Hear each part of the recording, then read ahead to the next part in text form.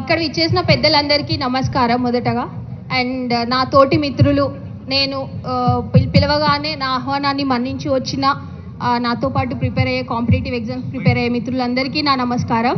ఫస్ట్గా మనం అందరం జై తెలంగాణ నినాదంతో స్టార్ట్ చేద్దాం. జై తెలంగాణ, జై తెలంగాణ.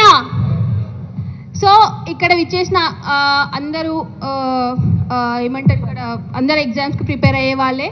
ప్రతి ఒక్కరికి మనకి కాంగ్రెస్ చేసిన మోసం ఏంటి అనేది ప్రతి ఒక్కరికి తెలుసు. ప్రతి ఒక్కరు ఆ మోసం వల్ల ఇబ్బంది పడ్డ వాళ్ళే ఉన్నారు. సో దానికి సంబంధించి మనం అందరం గ్యాదర్ అయినాం ఈరోజు. దానికి కారణం ఏంటి అంటే, మనకి కాంగ్రెస్ ఇస్తా అన్న హామీలు ఒక్కటైనా నెరవేర్చిందా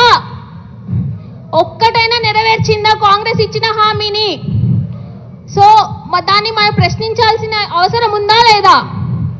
ఎవరు ప్రశ్నించాలి?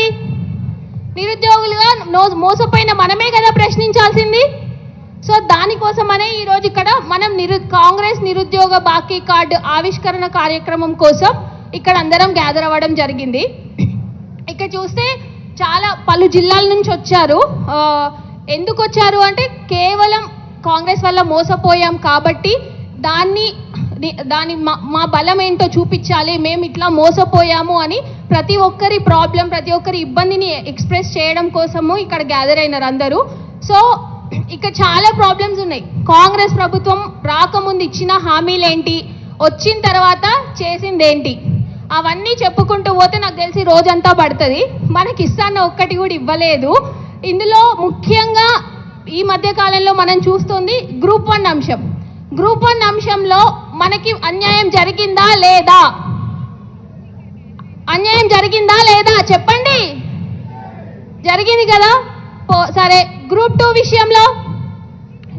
విషయంలో మనకి ఇస్తాన్న హామీ ఏంటి గుర్తుందా? ప్రభుత్వం వచ్చాక నోటిఫికేషన్లో వేకెన్సీస్ పెంచి రీనోటిఫికేషన్ ఇస్తా అని చెప్పారు. ఇది గుర్తుందా అందరికీ? కానీ ఇచ్చారా? ఇప్పటి వరకు నియామక పత్రాలు అందజేసిన వాటన్ని నోటిఫికేషన్స్ ఎవరి ప్రభుత్వంలో వచ్చాయి? కాంగ్రెస్ ప్రభుత్వమా? నియామక పత్రాలు ఇచ్చిన నోటిఫికేషన్స్ అన్ని బీఆర్ఎస్ ప్రభుత్వంలో వచ్చినాయే కదా.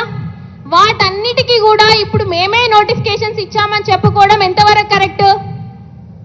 అబద్ధాల పాలనే కదా ఇదంతా.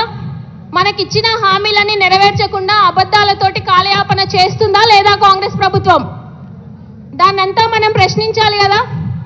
సో దానికోసమే ఇక్కడ కాంగ్రెస్ నిరుద్యోగ బాకీ కార్డు ఆవిష్కరణ కార్యక్రమానికి వచ్చాము.